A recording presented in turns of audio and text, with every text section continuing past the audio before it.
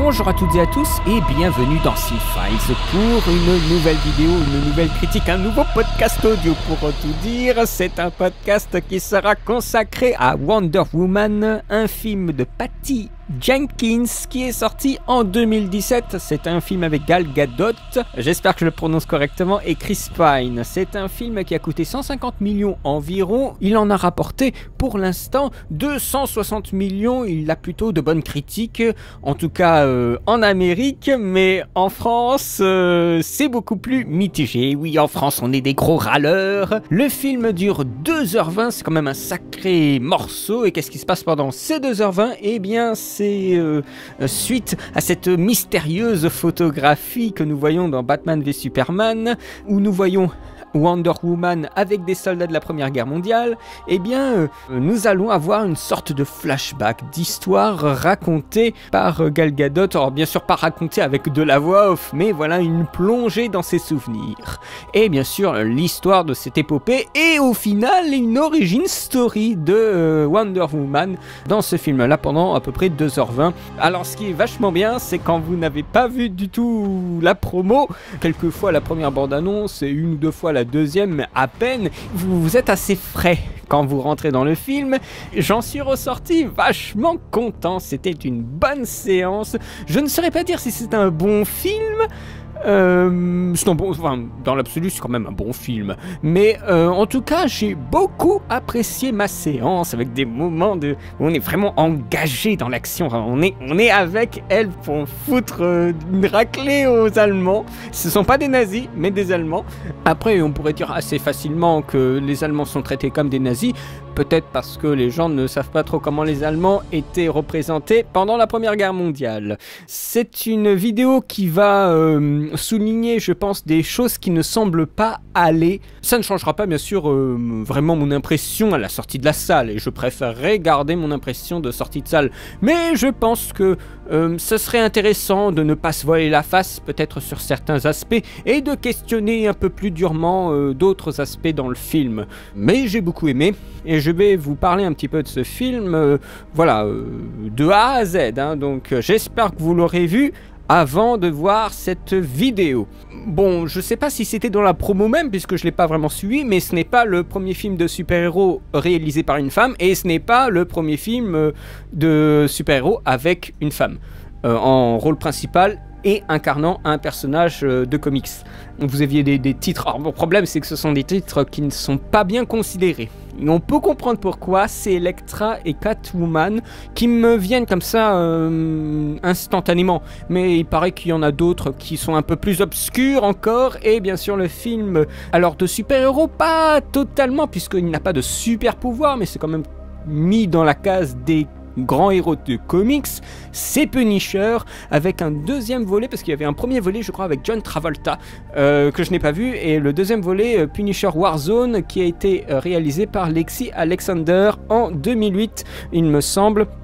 Donc voilà, bon, c'est bien de les éviter, de les oublier pour faire la grosse promo de Wonder Woman en disant c'est le premier que ci, c'est le premier que ça, mais vous savez très bien que c'est jamais le cas. Quand un film se dit c'est le premier, c'est la révolution et tout ça, remettez ça en cause souvent parce que c'est souvent du pipeau, c'est du pipeau marketing, hein, vous savez quoi, mais c'est comme voilà le pipeau marketing classique et la hype qui se répand en disant que c'est pour redresser la barre. Attention, ce film c'est enfin le film que DC méritait, tout ça c'est un peu des conneries. Il faut quand même un peu redescendre sur terre, les autres ne sont pas mauvais, mais c'est juste une poignée de geeks qui gueulent plus fort que les autres, qui prétendent que ces films sont mauvais. Bon, ça c'est mon avis, que vous soyez d'accord ou non, ça ne changera pas le mien. Non mais voilà, je préfère dire mettre les points sur les i. Ça ne veut pas dire que je n'ai pas aimé le film, mais il faut aussi un petit peu descendre de son nuage critique, se méfier des tendances, je crois. Mais bien sûr, en regardant toutes les critiques que j'ai pu trouver ces derniers temps, on voit tous les passages de mauvaise foi vis-à-vis des précédents films d'ici, c'est assez mémorable. Mais ce film-là ne sort pas de nulle part et n'est pas quelque chose qui tombe comme ça, comme une denrée du ciel, un sauvetage ou quoi que ce soit. Ce film faisait toujours partie du top 3 des super-héros adaptés au cinéma par DC. Il le souhaitait depuis très longtemps, mais il y a eu toujours des petits problèmes Quant aux directions du scénario, je ne vous fais pas de détails. Il y a des interviews des producteurs qui en parlent mieux que moi, mais c'est assez fascinant de voir que le film revient de loin et au final, il est un sacré mixage entre les différentes influences des différents scénarios. Il ne voulait pas lâcher du lest sur certaines idées et ça se sent dès le début du film. Le début du film, c'est un récit dans le récit. Nous commençons avec une planète, une jolie planète, et on va rentrer à l'intérieur du Louvre pour suivre Gal Gadot, pour suivre Wonder Woman, Diane Prince, qui trouve enfin sa photo, sa fameuse photo avec un petit mot de Bruce Wayne. Tu me raconteras, hein. Sacré Bruce. Non mais moi je trouvais ça assez amusant parce qu'une l'impression qu'on voit ce petit message là de Bruce Wayne, l'impression qu'il veut se sentir concerné alors que c'est pas ses affaires. Et c'est ça qui je trouve vachement bien parce que Diane Prince lui racontera jamais ça, mais elle va nous le raconter à nous par un flashback. Alors c'est pas, vous savez, à une époque et tout ça. Non, on a, voilà, elle regarde la photo et on va après plonger directement dans la terre des Amazones. Et dans le récit même, on a des gens qui parlent d'autres récits. La mère de Diane qui raconte un peu l'histoire de la mythologie avec Zeus et Arès. Donc ça c'est montré à travers une très jolie séquence en illustration, voilà, qui bouge un peu au ralenti. Ça me fait un peu penser à l'espèce de court-métrage complètement intégré dans l'avant-dernier Harry Potter, je crois. Et nous avons aussi Steve, quand il va dérober un petit carnet de formules, eh bien on a aussi sa version du récit. Je trouve que ces récits imbriqués donnent un peu plus de pêche que simplement quelque chose de vachement linéaire, un peu chiant même. Ça permet de juste avoir un tout petit peu plus de relief. Ce n'est pas grand chose et ça aurait pu être enlevé, mais je trouve aussi bien qu'on nous place Diane Prince dans le présent et qu'elle se souvient d'un passé.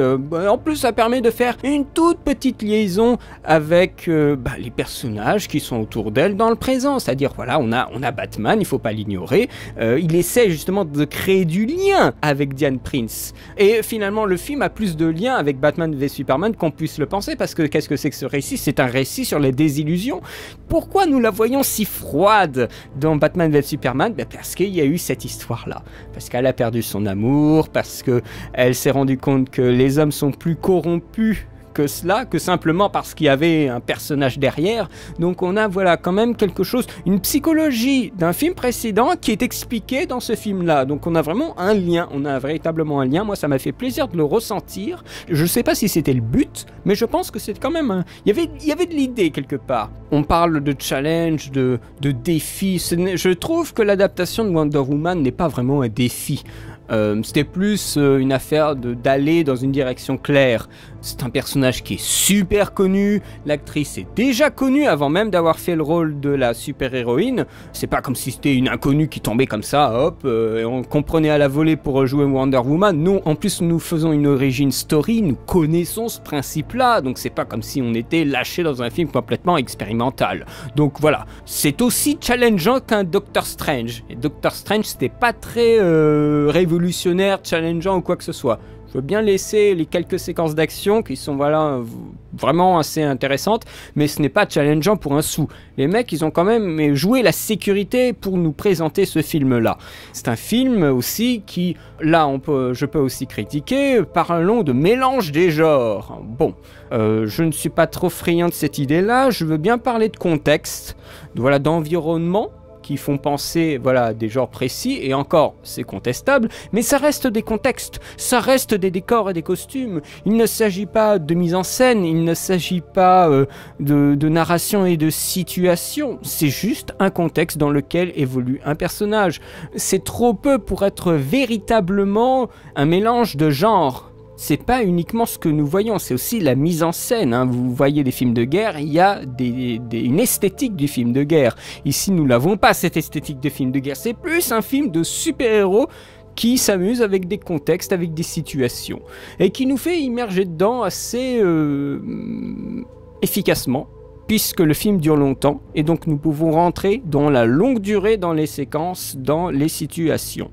Ici, la Première Guerre mondiale, non pas la deuxième, la première, la der des der, celle qui a été le grand premier choc moderne, avec tout ce que ça inclut, c'est-à-dire les gaz moutardes et même pire, l'époque misogyne, et mettre un super-héros ici, c'était une bonne idée, parce que ce sont des gens qui n'ont pas encore une technologie pour affronter quoi que ce soit d'un petit peu plus impressionnant, mais le film ne commence pas par là, et ça c'est aussi une bonne chose. C'est un petit peu l'effet que j'ai eu dans Man of Steel. C'est-à-dire que Man of Steel, c'est 20 minutes où on n'est même pas sur Terre. Et on a l'impression d'être devant un autre film. Et cette sensation, elle est incroyable. Parce que c'est quand même 20 minutes. Pendant 20 minutes, il n'y a pas le moindre humain de la Terre, quoi. On n'a que des Amazones, on a des femmes. On montre bien sûr des décors super beaux. Alors je crois que la Terre sur laquelle ils vivent, c'est une sorte d'île, c'est Themyscira ou Themyscira, je suis pas sûr du nom. Donc c'est une espèce d'endroit paradisiaque. Ça fait un peu penser à l'Olympe d'une certaine façon, puisqu'on a une architecture un peu gréco, de très belles sculptures, un environnement blanc et en même temps très naturel.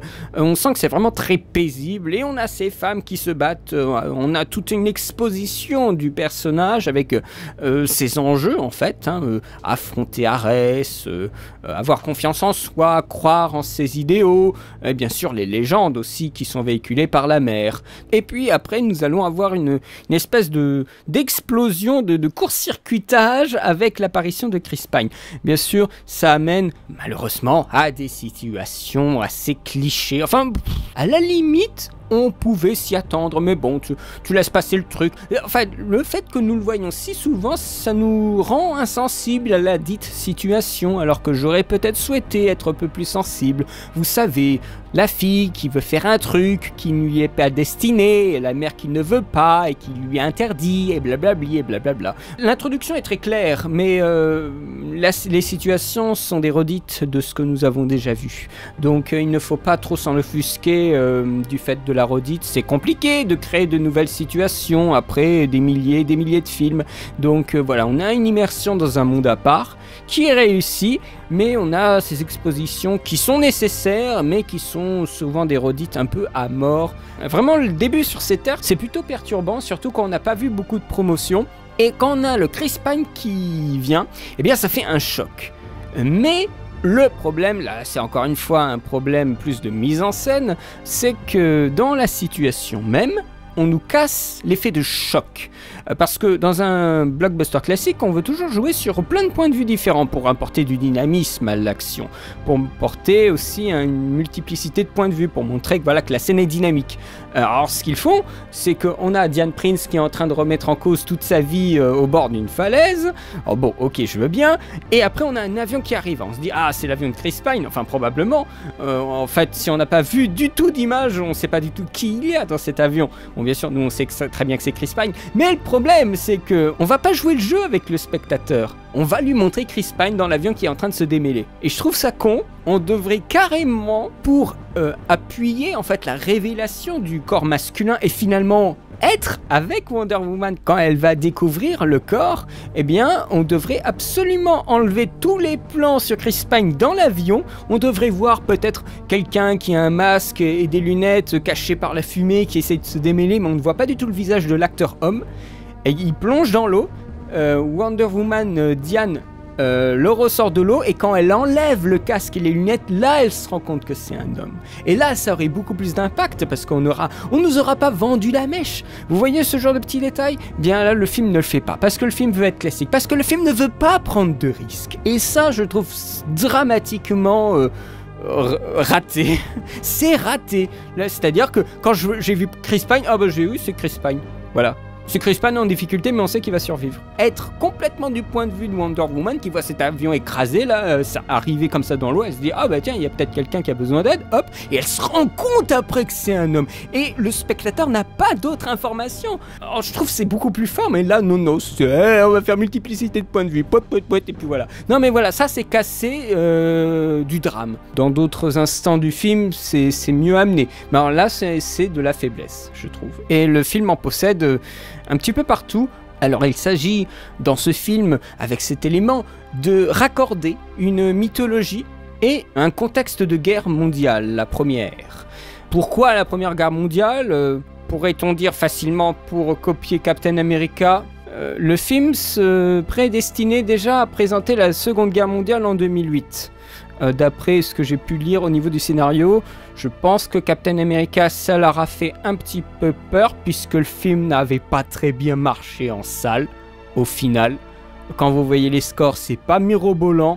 Par rapport à Captain America, ici, dans Wonder Woman, on veut quand même présenter un cadre pas aussi délirant que des nazis avec des lasers. Ils ont peut-être voulu juste se détacher en prenant une autre guerre, la première, ce qui semble la plus logique, puisque c'est voilà, un énorme conflit qui ramène le dieu de la guerre, Arès, qui manipule tout le monde, et Diane qui veut l'affronter. C'est pour ça qu'elle va partir avec Chris Pine pour aller attaquer Arès, l'affronter, le vaincre. Hein.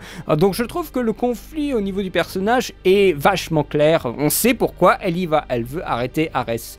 Elle veut y aller, mais bien sûr, elle n'est jamais sortie de l'île. Nous allons avoir cette femme merveilleusement belle qui va aller se trémousser. Non. C'est là où peut-être la réalisatrice est très bien choisie par rapport à un mec. C'est que elle est très très bien mise en valeur, mais elle n'est pas sexy. Je trouve que c'est du glamour dans ce cas-là. Elle n'est pas montrée de façon vulgaire. Et ça, c'est plutôt agréable. Je pense qu'un mec se serait bien plus rincé l'œil au contraire, je dirais même que Chris Pine est plus mis en avant de façon sexy qu'une femme. Donc je crois que là, c'est une plus-value d'avoir pris une femme à la réalisation par rapport à un homme. Cela amène aussi à des moments comiques, des moments de contraste entre elle qui appartient à une communauté de femmes, qui est une guerrière, qui a des idées très limitées à son savoir sur l'île, et le monde environnant de Londres avec ses gadgets, la montre, ses situations misogynes, le conseil des généraux et ses costumes, les robes et tout ça, et elle se dit mais je peux pas me battre là-dedans, qu'est-ce que c'est que ça?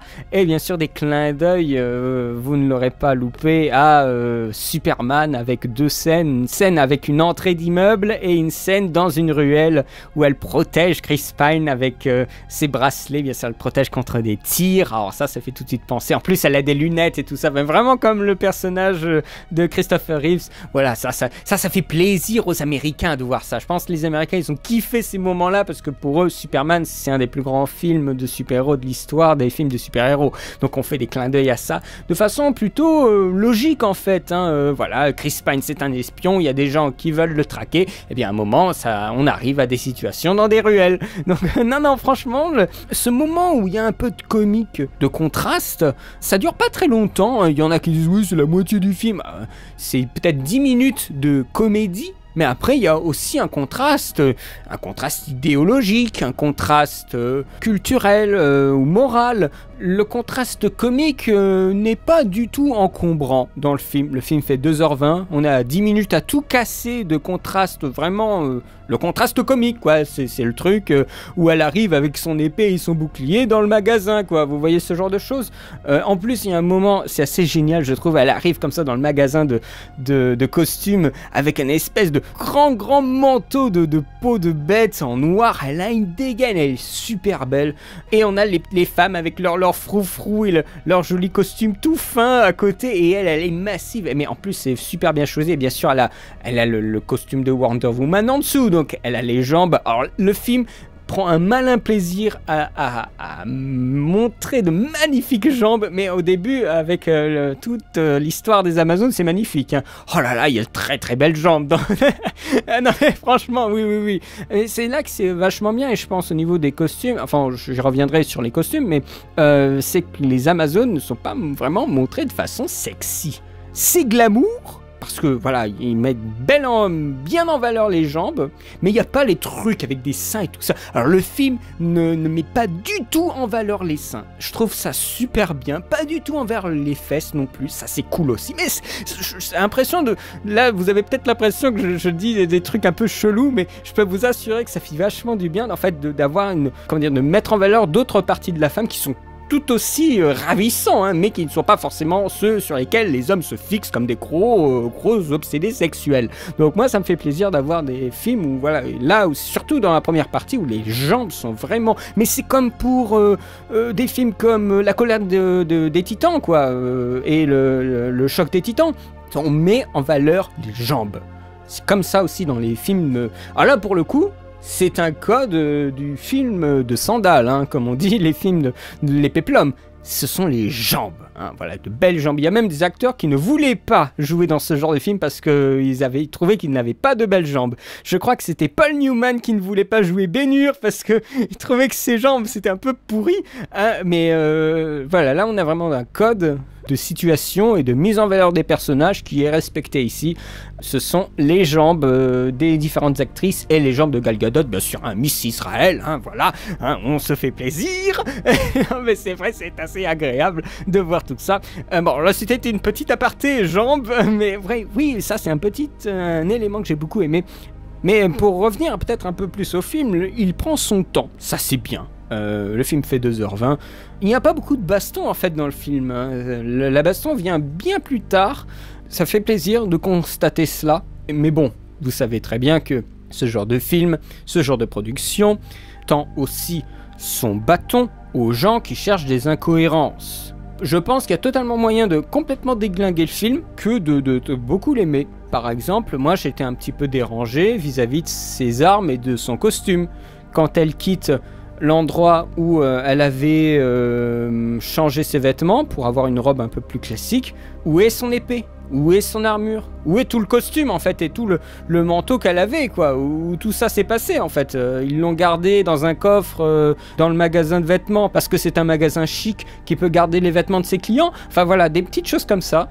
Typiquement, la secrétaire qui l'attend dans le magasin de vêtements, tu te dis, alors vraiment, Chris Pine, il n'a pas demandé, allez, on va aller au bureau d'abord. Non, non, alors là, il a demandé à la secrétaire de l'attendre dans le magasin de vêtements. C'est-à-dire, le mec, il arrive à Londres, après peut-être un ou 2 ans de guerre, et il a dit, bah, la secrétaire, elle va dans le magasin de vêtements. Vous voyez des choses comme ça. Dire, vraiment, là, c'est le film qui tend son bâton pour se faire battre. Mais ça, je trouve ça assez ridicule de venir avec des trucs comme ça pour vraiment pointer, vous savez, l'épée derrière le dos au bal, ou le fait que tout le monde parle l'anglais, ces moments gênants où elle doit chercher l'épée plantée sur le corps du général pour après redescendre et affronter alors que voilà, des situations qui sont étranges en fait au scénario, qui sont même un peu étranges dans la mise en scène, qui ralentissent le rythme.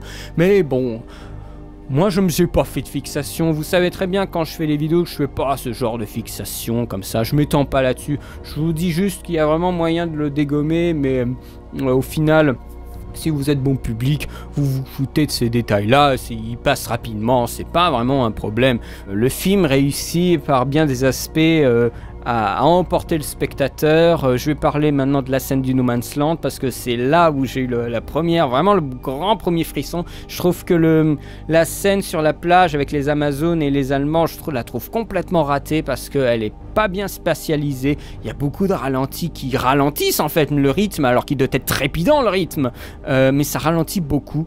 Il y a une fin qui est complètement ratée de cette scène-là, enfin que je trouve complètement ratée.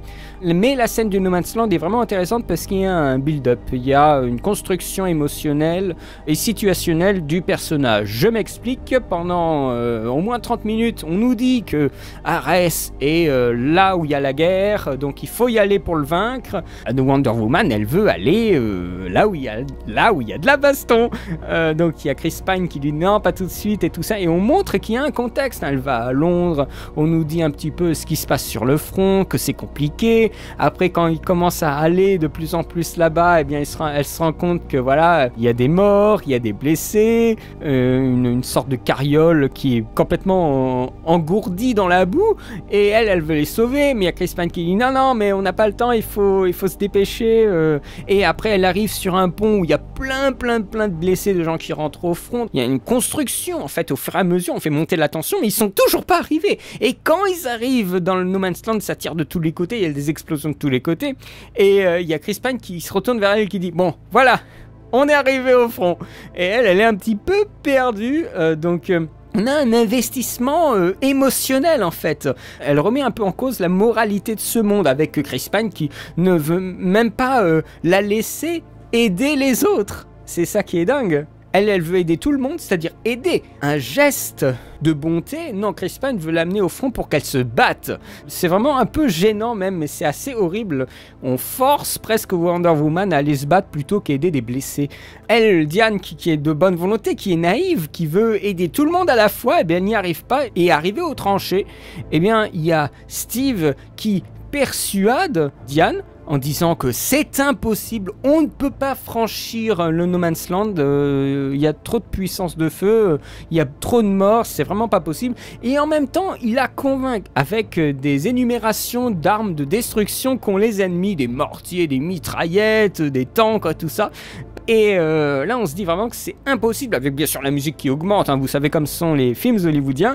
Et elle dit, bah fuck this, j'y vais. Elle libère ses cheveux, parce qu'on a toujours eu les cheveux de Wonder Woman bien comprimés. Et là, elle les libère, bien sûr, c'est un choc visuel, puisque c'est la première fois qu'on les voit libérés, avec des ralentis où elle monte comme ça. Mais c'est vraiment Jeanne d'Arc, hein, c'est vraiment ça. Et bien sûr, elle y va avec son bouclier, elle part des tonnes de missiles et des tirs, c'est assez spectaculaire, il y a beaucoup de ralenti. Et alors là, c'est parti, un truc grosse montée émotionnelle, parce que nous, les Français, on sait ce que c'est que le No Man's Land, on sait ce que c'est Verdun, même si on n'a pas eu beaucoup de films qui nous l'ont montré, mais on sait en nous que Verdun, c'était l'enfer sur Terre, hein. C'était vraiment quelque chose de terrible. Et quand on voit Wonder Woman arriver comme ça, pour essayer de faire une percée, hein, eh bien on a tous les autres soldats, allez on y va, et hop, et tu vois tout le monde comme ça arriver. Enfin moi je sais, j'étais là, oh putain c'est trop cool, vraiment j'étais vraiment engagé. En plus avec la musique bien sûr, c'est une musique assez classique, hein, mais elle emportait comme ça. Et quand ils arrivent en ville, ça c'est encore mieux, parce qu'après ils arrivent en ville, ils ont percé une petite portion du No Man's Land, ils arrivent en ville. Alors, bon, ils commencent à se faire tirer dessus. Il y a Wonder Woman qui arrive dans un intérieur où il y a plein d'Allemands de casque à pointe. Et alors là, c'est génial parce qu'elle arrive comme ça et il y a tous les Allemands qui se retournent. Et là, qu'est-ce qu'il y a? Il y a la musique de Wonder Woman. Il y a le thème de Wonder Woman. Et alors là, c'est un cran encore au-dessus de ce qu'on avait avant. Donc là, en fait, ça n'en finit pas et ça monte avec la musique qu'on avait entendu dans Batman v Superman, et elle fout des tatanes aux Allemands jusqu'à un final où elle pète un clocher pour détruire un sniper, hein, c'est pas juste le tuer, c'est l'anéantir. Donc c'est assez violent, bien sûr c'est du PEGI 13, il n'y a pas de sang du tout, hein, mais on a vraiment beaucoup de violence, la scène est assez enivrante en fait, même s'il y a beaucoup de ralentis, hein, on sent que elle pêche peut-être à ce niveau là, mais on est emporté par la musique, par toute la situation comme ça, après être emporté émotionnellement par cette percée de Verdun quand même, qui est un exploit, hein, même dans tous les films où on nous montre Verdun, quand on voit un moment une charge qui arrive à faire une percée, c'est quand même assez incroyable. Enfin moi je sais que j'ai beaucoup aimé ce moment. Après le film redescend, voilà, on a la victoire, on célèbre la victoire, la première victoire.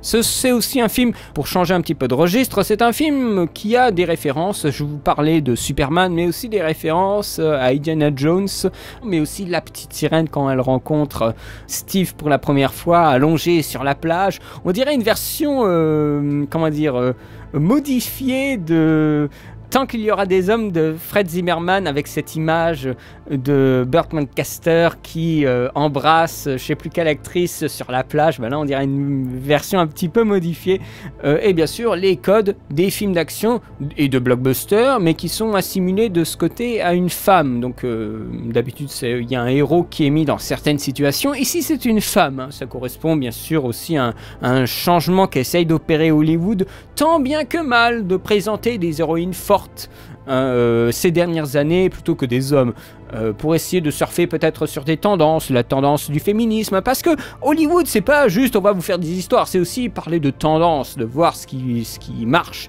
ce qui peut faire vendre. Malheureusement c'est ça. Ces derniers temps, je pense que vous le voyez, hein, tous, il y a quand même une fâcheuse, je dis fâcheux parce que c'est souvent assez raté, mais une fâcheuse tendance à orienter les récits pour les transformer en récits féminins plutôt que hommes. Donc à voir par la suite, mais Wonder Woman fait pleinement partie de cette tendance. Par ailleurs, c'est une adaptation de comics. Il y a par moments des instants comics dans les dialogues, dans les situations, même visuellement. Par exemple, à la plage, quand on a les Allemands qui commencent à débarquer, il y a Steve qui dit à Diane « Ah, c'est eux les méchants !» Voilà, il y a un côté, une simplification de comics, même si bien sûr aujourd'hui il y a des comics qui présentent des choses de bien ambiguës, mais il y a quand même une simplification de bande dessinée que nous retrouvons dans ce film, et des noms de méchants, le Docteur Poison, ça c'est des trucs de comics, excusez-moi, mais le Docteur Poison, c'est comme un nom de super-héros, là c'est un nom de méchant, ah bah c'est le Docteur Poison, ou certains discours aussi, je trouve assez manichéen, assez comics. Le manichéisme ne m'a jamais dérangé dans le film, hein. Ou par exemple, ah oui, une séquence qui est vraiment une séquence de comics, une séquence pour les méchants. À un moment, il y a Docteur Poison qui jette un espèce de gaz dans une pièce, et il y a le général allemand qui bloque la porte. Le général allemand a mis un masque à gaz comme ça dans la pièce, mais c'est un masque à gaz qui n'allait pas marcher.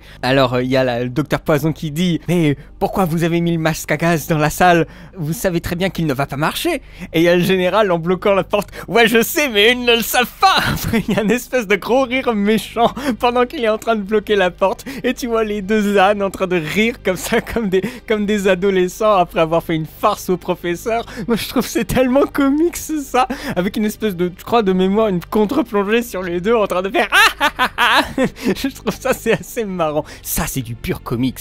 Et il y a une référence qui est, elle, on va dire officielle. Alors là, c'est plus les connaisseurs qui me confirmeront ça. Des références à de la glace, à des boules de glace, à un cornet de glace qu'elle prend avec elle avant de prendre le train, où elle félicite le mec qui a fait le cornet de glace. Ah, c'est super ce que vous faites. Ça a l'air d'être quelque chose de constant en fait dans les comics sur Wonder Woman. Bien sûr, hein, cornet de glace, hein, les boules de glace, bon voilà, vous voyez ce que ça veut dire. Pour contrer la censure en parlant de sexualité.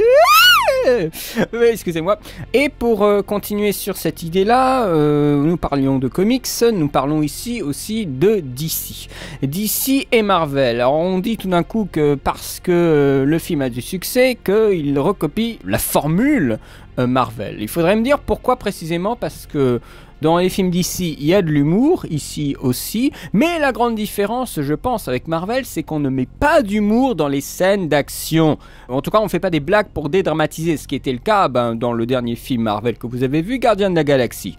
Ici, quand on a des moments d'action, ces moments d'action sont purement dramatiques. Il n'y a aucune blague à l'intérieur, on est vraiment à fond dedans, et les moments d'humour sont réservés à des séquences qui sont même des séquences typées, des séquences qui sont bien limitées sur cette idée-là d'humour, des séquences prévues pour cela, alors que Marvel, on court-circuite les scènes d'action, les scènes de drame par des moments comiques pour créer un décalage, pour créer une dédramatisation, ce qui empêche après justement de relever l'élément dramatique, l'élément tragique de la scène. Par cet aspect-là, je trouve que DC est droit dans ses bottes, trouve une façon de faire de l'humour qui est bien, qui est saine, je dirais même pour le film, par rapport à Marvel qui court-circuite ses plus grands moments. Et c'est aussi du coup une marque de DC de nous faire un acte final d'apocalypse avec un combat épique entre Wonder Woman et Ares, un moment de délire visuel, hein, comme on l'avait vu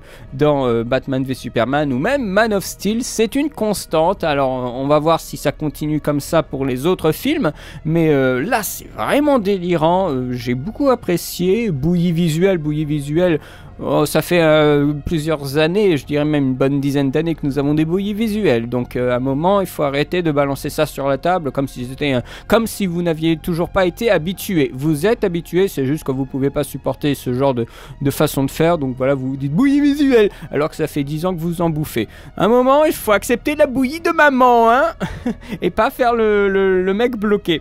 Non, mais je trouve ça un peu dommage que les gens s'enferment, surtout dans des termes, voilà, bouillie visuelle, ça veut tout et rien dire. Le visuel est très très clair, on ne se perd pas dans l'espace, en tout cas moi j'ai été bien dedans. C'est intéressant au niveau dramatique puisque elle est mise à mal en termes de morale. Hein. Arès essaye de la corrompre, ce qui amène d'ailleurs à un des plans les plus spectaculaires. Et après, elle reprend confiance en elle pour après vaincre Arès un petit peu trop facilement, je trouve. Mais bon, on peut pas faire un duel de 40 minutes contre un dieu, hein, il faut faire ça un peu plus rapidement. En même temps, bon, vous savez, bon voilà, Arès, il tire des éclairs, alors que en théorie, c'est l'arme de Zeus, mais je pense que l'utilisation des éclairs n'est pas, on va dire, restreinte à un dieu en particulier. Hein. Un autre dieu peut aussi utiliser des éclairs, hein, voilà, enfin, c'est pas tout d'un coup, ah non, mais moi, j'ai pas le droit d'utiliser d'éclairs, hein. J'ai pas le droit, je n'ai aucun savoir sur comment on utilise des éclairs. Non, chaque dieu peut l'utiliser. Après, ce qui est un peu gênant, c'est qu'en fait, ces éclairs, là, en termes esthétiques, ça sort un petit peu de l'ambiance chromatique instaurée par Arès. C'est-à-dire une ambiance chromatique brune, noire et rouge. On a tout d'un coup du bleu comme ça qui sort du personnage. Je trouve ça un petit peu dommage. Ça aurait été vachement bien de quelque chose qui correspond plus à la gamme chromatique qu'il semble présenter pendant le reste de la séquence. Mais je me suis fait avoir par le twist, hein. Quand on n'a pas vu beaucoup la promotion, on ne sait pas du tout qui a ce mec-là. Bon, je connaissais la puissance du personnage et j'avais vu le dessin animé en 2009 qui présentait Arès. Donc je me doutais bien qu'il pouvait être dans les parages, mais je savais pas si on allait le voir. Et au final, le twist, voilà, qui nous fait la révélation d'Arès, bien moi je l'ai bien perçu. Ça m'a même été étonnant et j'étais content de le voir du coup. Donc c'était pas oh je l'ai grillé, c'est n'importe quoi. C'est mal fait, c'est mal amené, enfin non, j'ai plutôt apprécié ça. Je me félicite d'être un bon spectateur, encore une fois, par rapport à ce que j'avais dit dans Alien Covenant. Pour revenir rapidement sur l'histoire plus générale, c'est amusant de voir comment les Français, enfin en tout cas en termes de critiques, sont beaucoup plus violents par rapport au film, alors que les Américains sont vraiment très enthousiastes, ce qui me fait dire que le film n'est pas mauvais, c'est je pense un bon film, mais le film n'est pas mauvais, c'est juste une réception qui est vraiment différente, mais le film n'est factuellement pas mauvais. C'est juste voilà que nous on a une exigence qui est différente des Américains. C'est pour ça que je vous invite, si vous connaissez bien l'anglais, à aller vous renseigner auprès de papiers américains pour voir un petit peu comment eux ils trouvent le film formidable et tout ça. Donc ce qui permet aussi d'atténuer un peu notre réception critique. Voilà. Wonder Woman est jouée par Gal Gadot, Miss Israël, une femme très très belle qui fait la fierté de son pays puisqu'elle est quand même dans un premier rôle d'un blockbuster américain distribué dans le monde entier. Donc c'est vrai que dans son pays ils doivent être sacrément contents, mis à part quelques polémiques dans certains pays musulmans. C'est vrai que là c'est un petit peu compliqué de voir en tant qu'intégriste les tenues de Wonder Woman dans le film, mais mis à part cela, le personnage navigue entre sincérité, curiosité et compassion. Elle est motivée par l'amour qui est au cœur du personnage de Wonder Woman. C'est autant un modèle pour les filles que Superman ou Batman pour les garçons. Ça, c'est très bien de nous l'avoir enfin montré sur grand écran plutôt que des bandes dessinées ou quelques rares excursions dans les films animés de Warner Bros. Animation. La leçon du film via le personnage est plutôt simple, hein, c'est la solution ce n'est pas la guerre, c'est l'amour, sans blague, mais c'est pas forcément pour ce genre de message que nous allons voir le film, où vous savez les messages, ce qui importe, c'est ce en quoi nous croyons. Les messages d'ailleurs arrivent comme ça à la fin un peu comme un cheveu sur la soupe, je trouvais ça pas très fin, mais je ne m'y attachais pas beaucoup puisque c'est pas pour cela que je regardais le film, donc j'attendais que ça passait et après le film revenait. On peut peut-être concernant le personnage émettre un doute sur la limite en fait de son pouvoir, l'étendue de ses pouvoirs plutôt. Ce n'est jamais clairement dit dans le film, on ne sait pas trop ce qu'elle peut faire, ce qu'elle ne peut pas faire, si elle est invulnérable ou si elle est juste très habile pour éviter tout coup et blessure. Sa motivation par contre est bien claire, bien définie. Elle veut arrêter la guerre en tuant Ares. Mais en attendant, elle est en train de tuer des Allemands, c'est-à-dire qu'elle n'est pas impartiale. Elle prend position politiquement. La guerre, ce n'est pas bien, sauf quand c'est Wonder Woman qui l'a fait. Elle veut au départ sauver des gens, ce qui est un petit peu le b.a.-ba des super-héros, mais ici on lui refuse le sauvetage. J'avais entendu cette expression dans la vidéo de Cinefuzz, il me semble, le bourrinage naïf. Et je trouve que c'est tout à fait approprié en fait aux nouveaux personnages de DC, les versions des films, où nous avons des super-héros extrêmement agressifs, très violents, que ce soit Superman, Batman ou Wonder Woman. Ce sont des personnages qui sont vraiment prêts à tuer par rapport aux idéaux que nous percevons des super-héros, et en même temps ça donne une originalité, et bien sûr ça correspond aussi à des standards de blockbuster où nous voulons de l'action impactante, et bien sûr il n'y a pas beaucoup d'action impactante si on ne fait que sauver des gens. C'est peut-être pour ça que je regrette le Superman Returns de Bryan Singer, c'est qu'il n'y avait rien d'impactant. Voilà, il sauve des gens qui sautent dans le vide, voilà, et voilà, il sauve un avion, oh là là, voilà, et en fait il n'y a rien quoi. C'est peut-être que je suis trop abreuvé aux jeux vidéo où il y a toujours une notion d'éliminer quelqu'un en face. Celui de Bryan Singer me laissait beaucoup sur ma faim pour le coup, et je crois qu'il y a un peu cette idée là. Et quand j'avais vu Man of Steel, j'avais beaucoup aimé parce qu'il y avait des morts tout simplement. Donc ça peut être aussi simple que cela, mais nous voyons très bien que chez DC il y a un bourrinage naïf. Le seul qui n'est pas naïf, c'est Batman, lui il le fait totalement consciemment. Ici, on tue à la place de neutraliser. C'est de plus en plus évident dans les films de super-héros proposés par DC, et même chez Marvel, ça castagne sévère, bien que Marvel tente quand même de garder une ligne éditoriale de sauvetage. Je trouve que par exemple les Spider-Man sont beaucoup sur l'idée de sauvetage, donc un peu le but du super-héros. Et ce n'est pas les dernières bandes annonces de Spider-Man Homecoming qui vont me dire le contraire. C'est un axe que DC a pris, moi ça ne me dérange pas, il faut juste le comprendre et accepter ce point de vue. Ici, c'est une femme forte, elle montre qu'elle est forte parce qu'elle se bat contre les autres.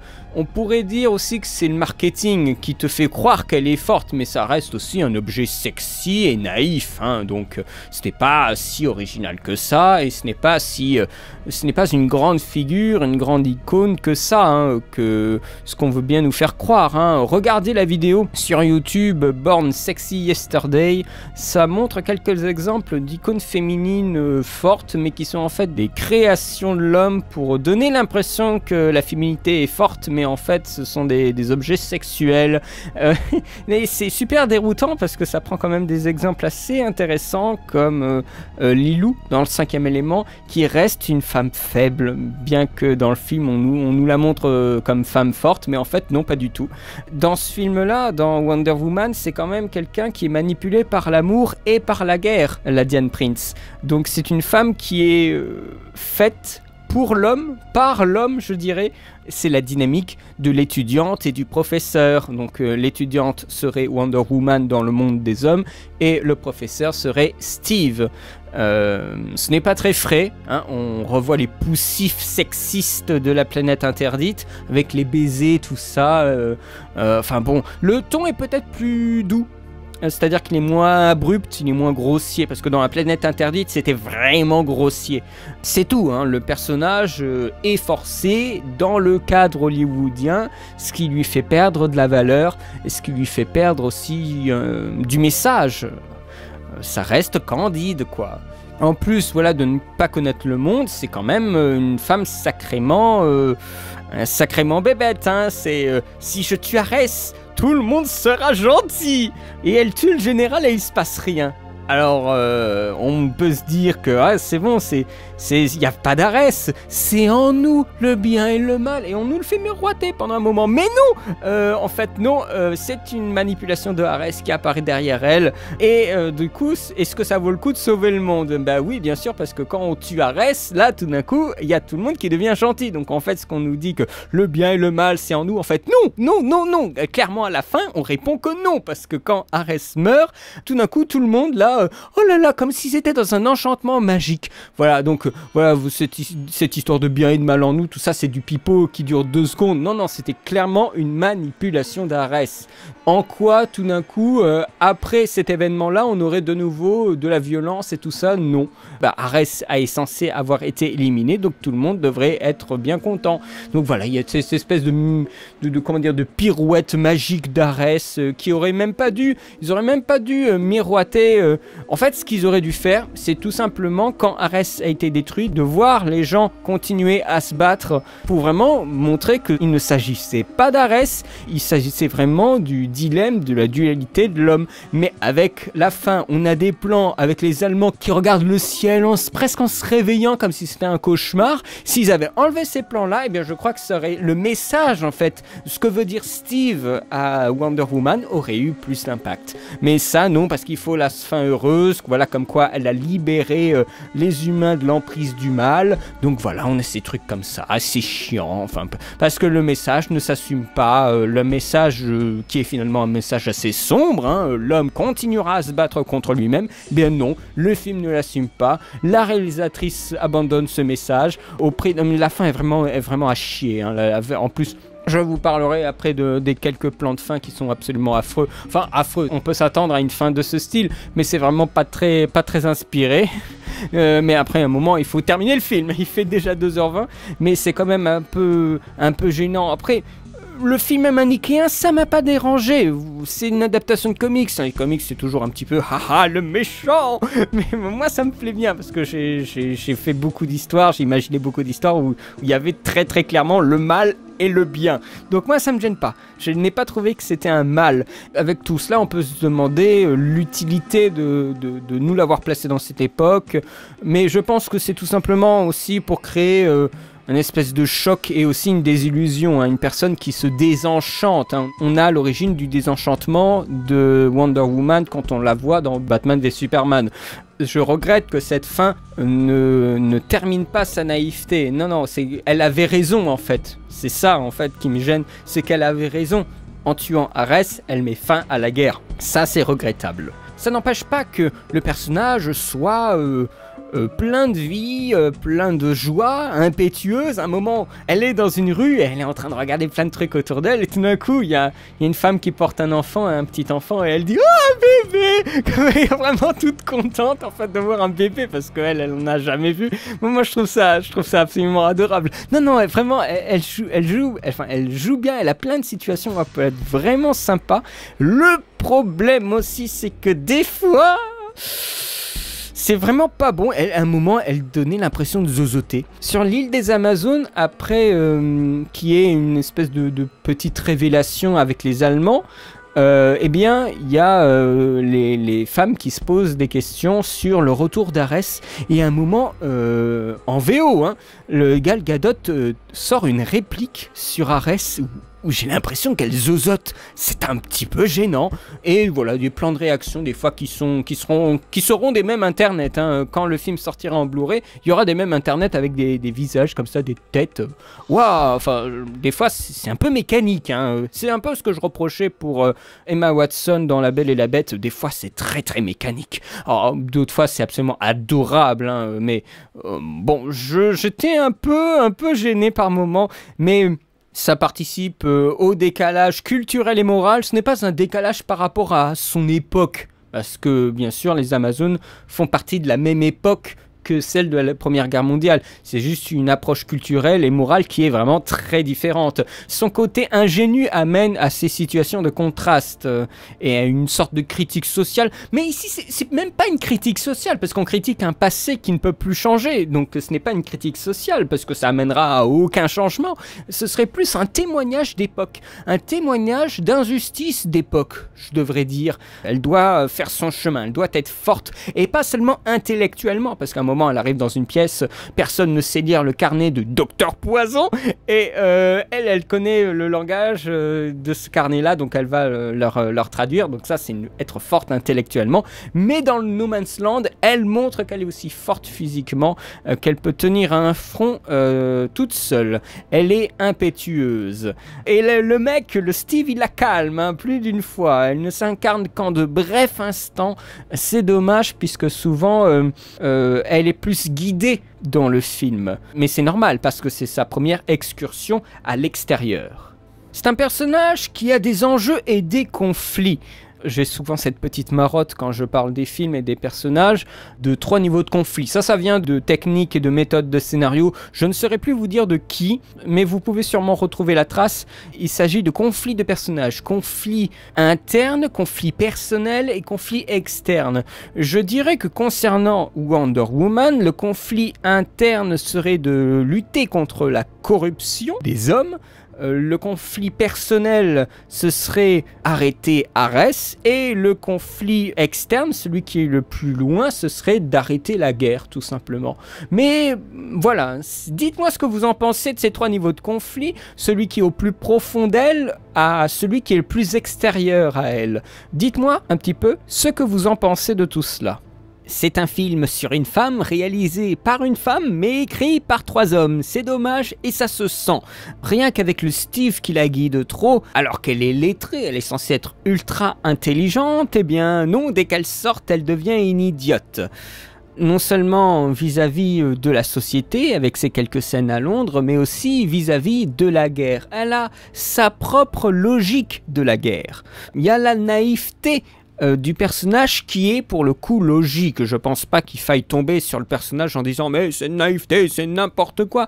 Non, non, c'est une naïveté logique de quelqu'un qui n'a jamais vécu la guerre, qui l'a vu sur le plan théorique. Mais Diane, elle est bornée, elle est persuadée de trouver Arès dans notre monde. Normal, elle est nourrie de légendes et de craintes. À travers les hommes de l'histoire, elle va évoluer. Elle évolue pas toute seule, elle évolue par le biais des hommes. C'est par l'homme qu'elle prend la décision. C'est-à-dire que le Steve, je vous l'avais dit, il sculpte l'idéologie de Wonder Woman. Sur la scène, dans le bateau, elle dit clairement « Je n'ai pas besoin de toi », sexuellement, mais ça voulait dire plus largement qu'elle n'avait pas besoin d'hommes. Et bien dans le film, on nous prouve que si. Ça n'empêche pas une histoire romantique, une histoire d'amour, avec la danse sur la place du village où elle dévore des yeux le Steve, avec des plans, mais vraiment, on a envie d'être à la place de Chris Pine, hein, avec un amour et une scène d'amour suggérée. C'est assez rapide, alors, mais ils tombent amoureux tous les deux comme ça, on dirait que 3 scènes plus tard, ils sont déjà entrelacés. Pensez bien que de Londres jusqu'au front, il y a quand même, je pense, quelques jours, hein, si ce n'est plus. Donc on nous fait des ellipses, il faut que ça aille rapidement, ce n'est pas le cœur du récit, il ne faut pas l'oublier. Donc et puis bon, je pense qu'on peut aussi tomber amoureux en quelques jours, hein. Ça je n'ai pas expérimenté moi-même, mais je suis sûr que ça existe. Le Chris Pine, quant à lui, eh bien j'aime beaucoup ce personnage parce que Chris Pine joue une autre façon d'être cool que Chris Pratt, plus humble peut-être. Il est aussi un peu gêné en fait par cette Amazone qui des fois semble plus grande que lui. Je n'ai pas fait attention dans le film, mais peut-être qu'il y a plus de contre-plongée sur Wonder Woman que sur Chris Pine, ce qui le rend petit. Mais je crois que généralement l'homme, encore une fois, par la mise en scène, est plus grand que la femme, alors que franchement, si on voulait vraiment montrer Wonder Woman comme une femme forte, eh bien on aurait fait à chaque fois des contre-plongées sur elle, dans les champs contre-change, bien sûr, dans le dialogue, hein, et des plongées sur Chris Pine pour montrer que c'est vraiment un petit homme, en fait, à côté d'elle, qui est une Amazone gigantesque.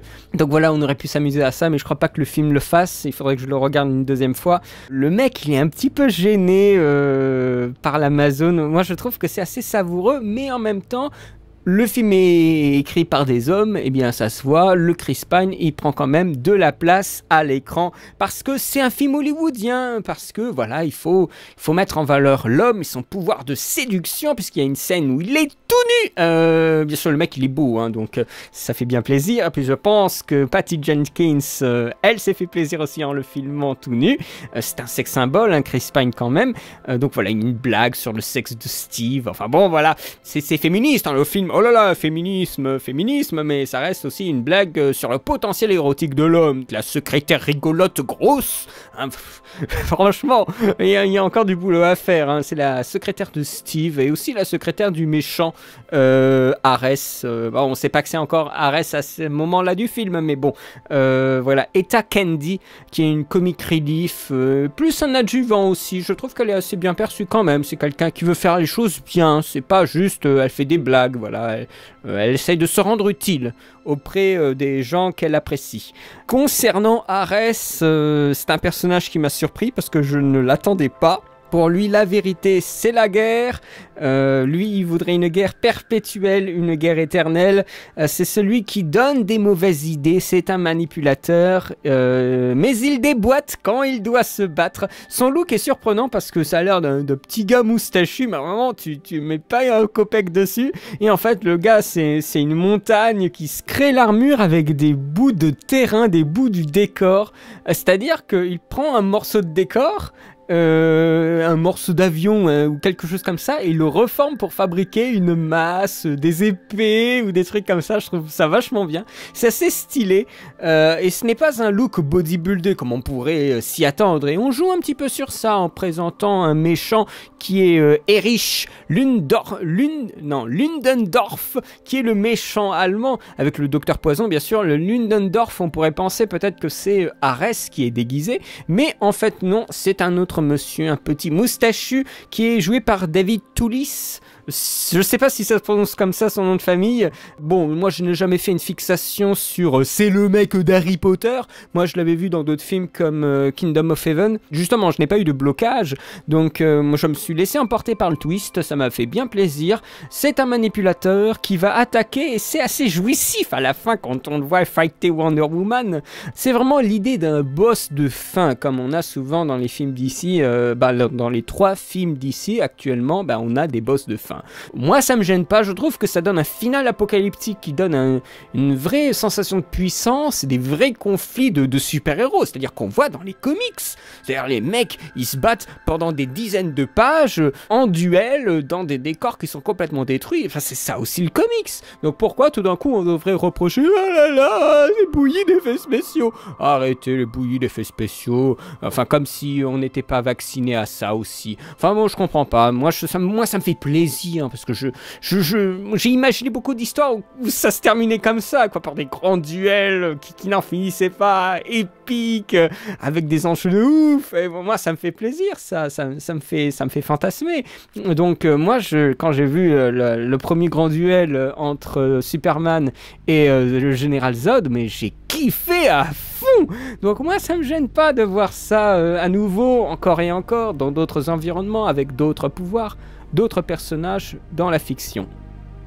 Nous avons aussi des personnages d'Amazon, 2 en particulier. Le personnage joué par Connie Nielsen, donc la personne qui jouait l'impératrice dans Gladiator, pour vous resituer un visage. Elle joue une reine protectrice, enfin une reine, une espèce de matriarche, je devrais dire protectrice.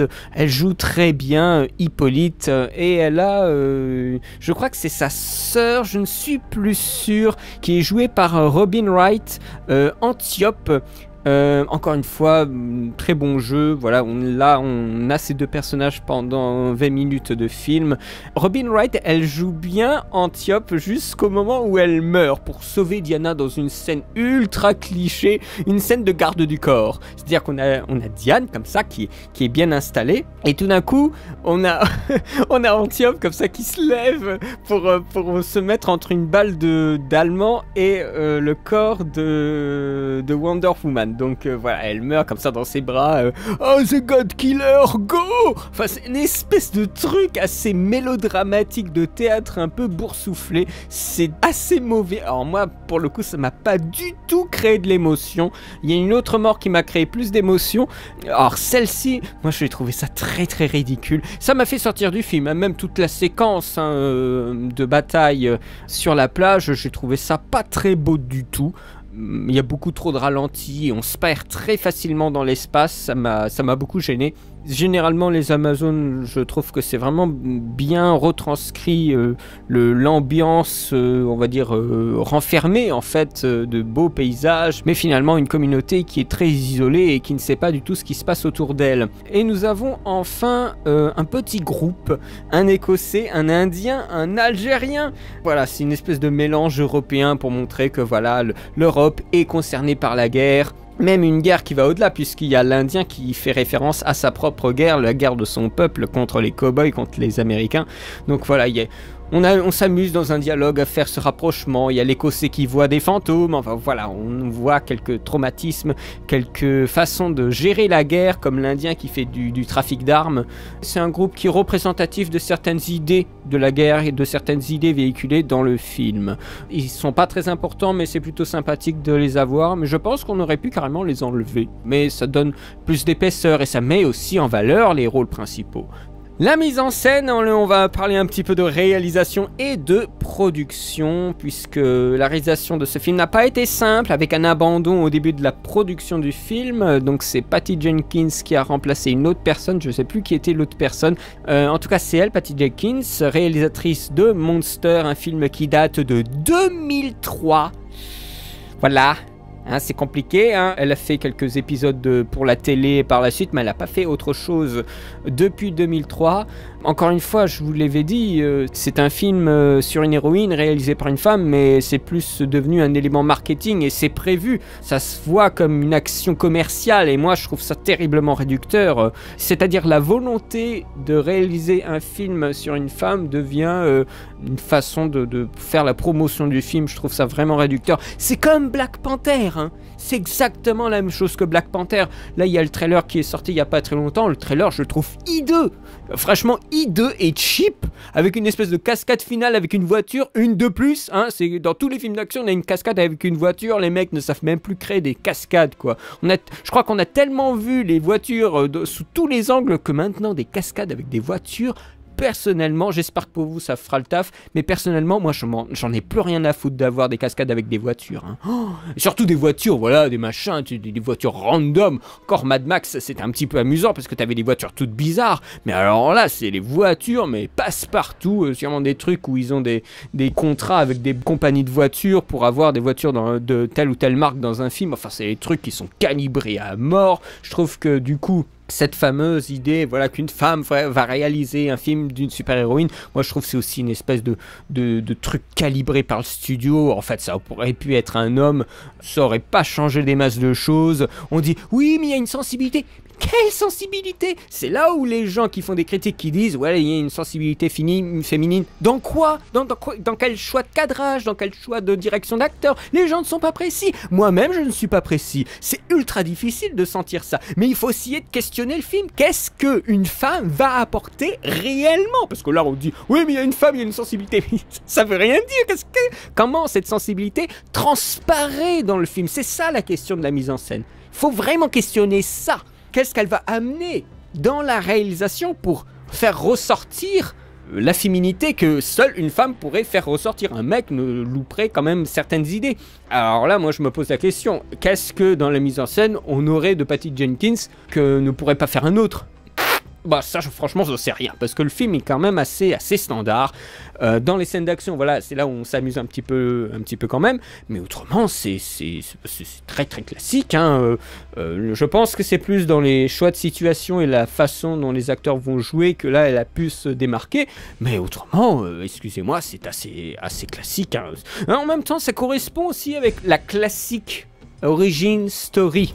ça reste un film comme les précédents qui ont quand même beaucoup de couleurs. On parle de désaturation souvent, mais je dirais pas ça. Il y a quand même beaucoup de couleurs et on s'amuse même avec des ambiances différentes. Entre tout le moment où ils sont sur la terre des Amazones, je n'ose même pas reprononcer le nom de cette île, de cette terre des Amazones, parce que j'arrive pas, je m'en souviens plus exactement comment ils le disent dans le film, mais on a des couleurs vraiment très chatoyantes, très éclairées, c'est très clair, hein, avec du vert, du blanc et du bleu pétant qui correspondent, enfin qui contrastent avec les armures, les costumes plutôt bruns des Amazones. C'est vraiment le contraste des couleurs est superbe, et dès qu'on arrive dans le monde des hommes, tout est beaucoup plus bleu, sombre, et nous avons aussi des scènes qui sont chaudement éclairées, les scènes où nous sommes dans le laboratoire du docteur Poison.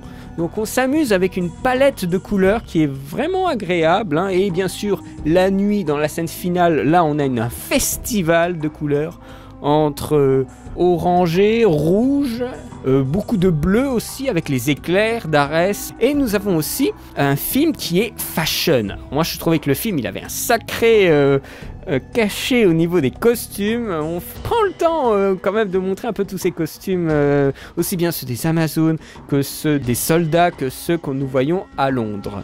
C'est peut-être là aussi que nous avons peut-être une sensibilité féminine de mettre un peu plus en valeur les vêtements.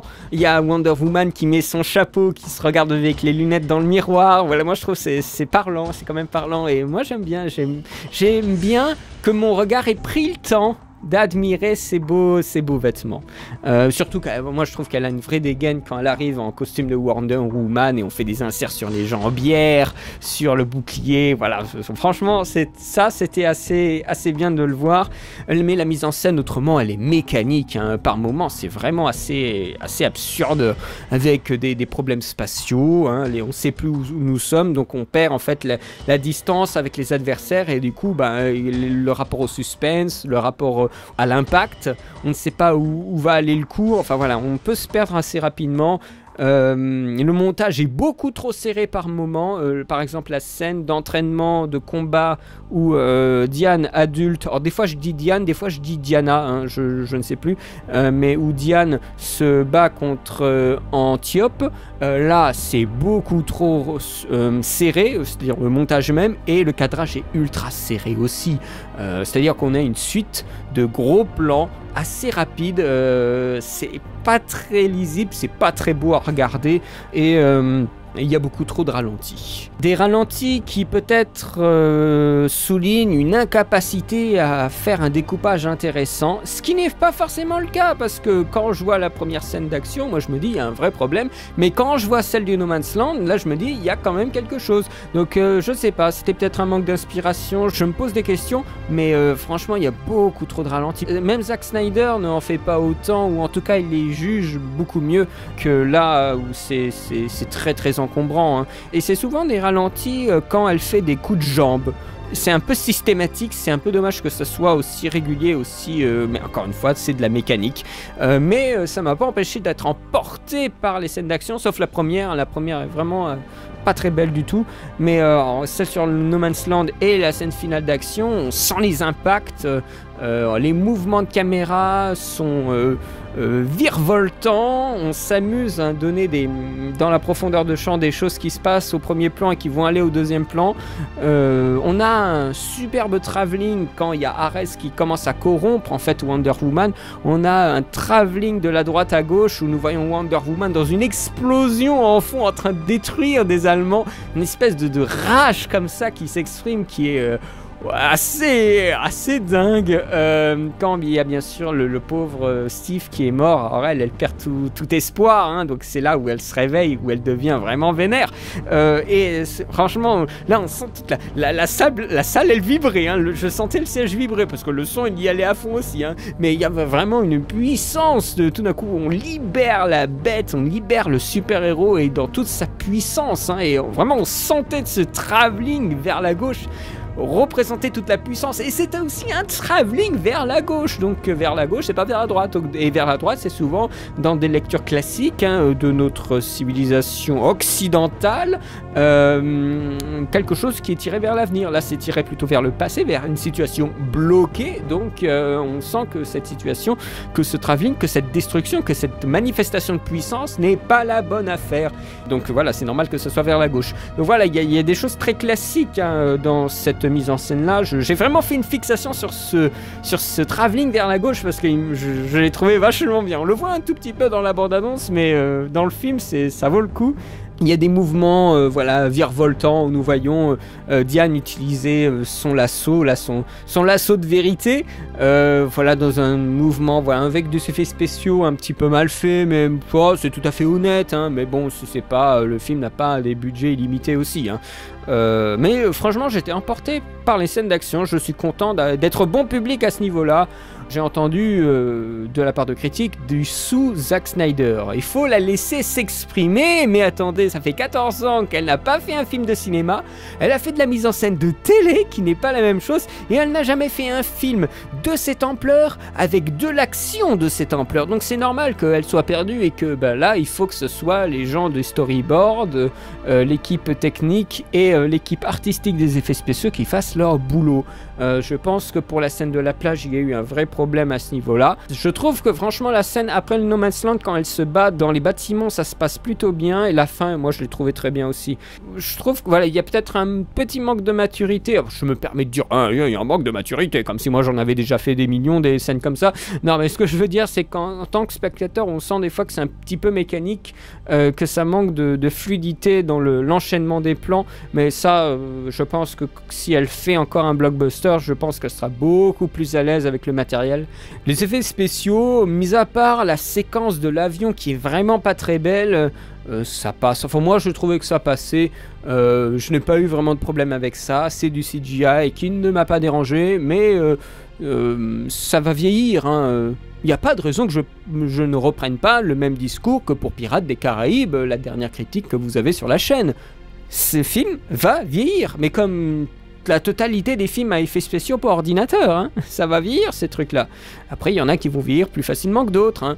Mais ça permet, encore une fois, comme pour Superman, hein, comme pour Man of Steel, de montrer la distorsion du corps, des corps qui font des choses qu'un véritable corps ne peut pas faire. C'est bien là peut-être un des thèmes de l'héroïsme et du super-héroïsme au cinéma, c'est l'image de synthèse qui crée le corps super-héroïque. Le corps véritablement héroïque n'existe pas. Quand on veut faire du super-héroïsme, il faut que ce soit un corps qui soit virtuel. Ça, c'est intéressant comme point de vue.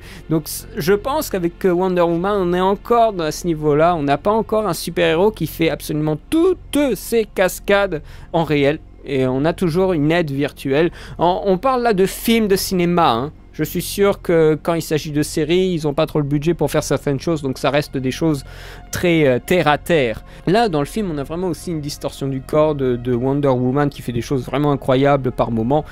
Pour un final qui se passe à l'aéroport, une plaine de guerre, un parking géant, un petit peu semblable à Civil War, mais qui est quand même plus intéressant puisqu'il est de nuit, donc on peut jouer avec les lumières. C'est un fond vert géant, avec des bâtiments qui explosent de façon colossale, on dirait des explosions nucléaires, c'est un peu dingue, mais c'est un combat de CGI, hein, il faut pas s'y méprendre. Moi, il m'a pas gêné, j'ai beaucoup aimé les interactions entre les deux guerriers. Je trouve par contre, quand on parle de fin, que la toute fin du film, c'est ridicule, c'est-à-dire que nous sommes de nouveau dans le Louvre, le soleil semble se coucher, et tout d'un coup il y a comme un appel, comme une espèce de bat de signal, il y a un appel comme ça, elle se lève, et elle regarde le ciel, et après on a un plan où elle est en haut du Louvre, et elle saute comme ça vers la caméra, c'est vraiment nul quoi. Enfin, je trouvais que c'était vraiment... Allez, il faut absolument terminer le film, donc on va faire ça, on va faire un plan au ralenti, et voilà. Bah, c'est affreux. C'est absolument affreux comme façon de faire la fin. Enfin, je sais pas, moi... Je suis sûr qu'il y avait moyen de faire autre chose, parce que là, c'est vraiment... On fait 3 plans pour terminer le film, quoi. Enfin, moi, le plan qui vient de face, je trouvais ça vraiment pas terrible, quoi. Ça, c'est une faiblesse de situation. Mais bon, vous voyez, là, je suis pas forcément emballé par la fin, mais le film s'intéresse quand même à l'humain. On a plus de scènes de dialogue que de scènes d'action, et les scènes d'action peuvent être émotionnelles, hein. Il y en a qui ont beaucoup aimé la scène avec les Amazones, mais moi j'ai beaucoup aimé une scène, c'est celle où Steve se sacrifie, il est dans l'avion, et il va tirer sur les bonbonnes de gaz, ou les bonbonnes enfin les bombes quoi, et on a un gros plan sur lui, alors qu'il vient de quitter Diane et qu'il lui a dit des trucs importants et que Diane n'a pas entendu, justement, c'est ça qui est assez génial. Eh bien lui, on a un gros plan sur lui. Et le gros plan, il dure longtemps. Et on le voit comme ça qu'il est en train d'hésiter. Enfin, il n'hésite pas, mais il a du mal à faire le geste, en fait, de tirer sur les bombes. Et on a un gros plan sur ses yeux, enfin, ça devient presque un insert de mémoire. Et voilà, il y a vraiment le... On attend presque, moi je l'attendais. Je l'attendais qu'il dise « Je t'aime Diane » ou un truc comme ça avant qu'il tire sur les bombes. Mais il le dit pas, mais donc il y a une espèce de retenue. On le sent dans ses yeux qu'il a envie de dire, de déclamer tout son amour comme ça dans l'avion, mais en fait il le fait pas. Moi je trouvais qu'à ce moment-là je me suis dit « Oh c'est pas mal, hein, on pourrait presque m'arracher une larme ». Moi ça m'a fait bien plaisir de voir la façon dont Steve se sacrifie avec ce gros plan. Je trouvais que c'était assez efficace. Tout cela... Pour terminer, la réalisation est menée par une musique de Rupert Gregson Williams, donc le petit frère d'Harry Gregson Williams. C'est une musique qui est superbe. Alors c'est assez classique dans les standards de ce que nous pouvons avoir dans des blockbusters, mais je trouvais que alors je l'ai écouté même plusieurs fois, la musique est généreusement fat. Quand je dis fat, c'est que c'est du gros pam pam pam, enfin vous voyez, c'est du gros musique de blockbuster bien grasse, voilà. Mais moi, ça m'a fait vachement du bien. C'est très héroïque, c'est très engageant, c'est très galvanisant. Comme avait dit un copain, c'est une musique qu'on peut écouter en faisant de l'entraînement. Je pense qu'il a raison. Il y a des moments qui sont vraiment... qui poussent à l'héroïsme dans cette musique. Il faut l'écouter. Je vous invite à trouver quelques tracks sur YouTube. C'est vraiment sympa. Et bien sûr, nous avons le thème de Wonder Woman, de Batman vs Superman, que nous avons un peu dans le film. C'est quand même agréable de l'entendre. Voilà. Donc, pour terminer, alors parce que là, ça fait longtemps, je sais pas combien de temps, mais ça fait sacrément longtemps qu'on est devant ce film. C'est une rupture tranquille, devrais-je dire, entre l'œuvre sincère et des demandes d'entreprise. Il en ressort une œuvre plutôt classique, pourrait-on dire timorée, oh, c'est pas sûr, sans prise de risque. C'est peut-être la faute du spectateur aussi, je ne sais pas.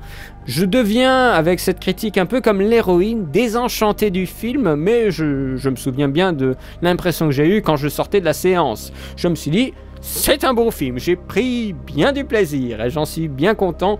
Pour faire un petit détour rapide, il y avait eu un dessin animé en 2009 qui s'appelait Wonder Woman, qui a été réalisé par Lorraine Montgomery. Le film présente un peu les mêmes aspects, il est beaucoup plus court, il fait 1h14. C'est plus court, donc c'est plus, on va dire, impactant. Voilà, et on ne peut pas s'étirer sur 36 000 heures, donc il faut que ça soit plus rapide. Ça n'a rien à voir du coup de le comparer avec le film. Le film d'animation est bien pour ce que c'était, mais il reste peu cher, donc au niveau de l'animation c'est assez pauvre, et pas très émotionnel, et finalement pas très inspiré au niveau du découpage. Donc c'est un petit film qui va vieillir vite, et qui est vraiment du direct to vidéo assez pauvrissime par rapport à d'autres films qui sont sacrément mieux réalisés. Sûrement que Jay Oliva était à la réal, ça se sent. Là, de mémoire, j'ai revu quelques images. C'est vraiment cheapos, hein. Je vous conseille d'autres films avec Wonder Woman que celui-ci. Bien que celui-ci, en 2009, il était consacré uniquement à ce personnage et à une confrontation avec Ares. De mémoire, il était assez violent le film, mais il y en a qui disent oui, il faut absolument regarder ce film d'animation plutôt que le film live. N'ont pas grand chose en commun, parce que les durées ne sont pas les mêmes, les budgets ne sont pas les mêmes, et je pense que la liberté de création dans le scénario et visuel ne sont pas les mêmes non plus. Donc voilà, c'est bien de savoir un peu de quoi nous parlons. Wonder Woman est une histoire épique, engageante et pleine d'espoir, que j'ai envie de revoir. C'est un virage optimiste dont parlaient peut-être les dirigeants de DC pour les futurs films. Le film a été fait quasiment en même temps, je crois, que Batman v Superman, mais je pense que celui-ci a été peut-être orienté avec des reshoots pour être un peu plus optimiste, et éventuellement. En tout cas, celui-ci l'est clairement beaucoup plus. Je lui mets 14,5 sur 20. Je suis content d'avoir bien réceptionné le film, pas comme les mecs de nos ciné, si vous voulez avoir un podcast assez délirant sur Wonder Woman, écoutez celui de Nos Ciné avec des gros blasés offusqués d'une culture qui n'est pas forcément la leur, qui ont passé leur temps dans le podcast à extrapoler et à mettre des hypothèses sur le scénario et la production du film sans avancer la moindre preuve exacte. C'est ça qui est complètement dingue. On adapte le matériel papier au cinéma, donc un travail d'adaptation, c'est aussi un travail de compromis. Et je trouve que celui-ci fait plutôt d'agréables compromis. On souhaite toujours voir d'autres films que celui que nous avons devant soi, mais pour ce qu'ils ont fait, et surtout voilà, pour des contraintes de production sûrement assez dantesques, je trouve que le film est plutôt honnête. Je vous remercie d'avoir vu cette vidéo. Je suis encore désolé, c'est super long, mais moi je peux pas m'empêcher de parler parce que voilà, peut-être qu'à un moment il va y avoir un strike pas comme les autres et on va me fermer la possibilité de faire plus de 15 minutes, mais en attendant, ce n'est pas le cas. J'en profite, j'espère que ce podcast, que cette vidéo vous aura plu. Merci beaucoup pour votre soutien, ça fait très plaisir. N'hésitez pas à dire ce que vous en avez pensé de ce film dans les commentaires, de ce que je dis aussi, n'hésitez surtout pas. Quant à moi, eh bien, je vous remercie encore une fois pour votre soutien, pour votre abonnement ou futur abonnement. Je vous souhaite une très bonne journée, une très bonne semaine et à très bientôt pour de nouvelles vidéos. Allez, salut!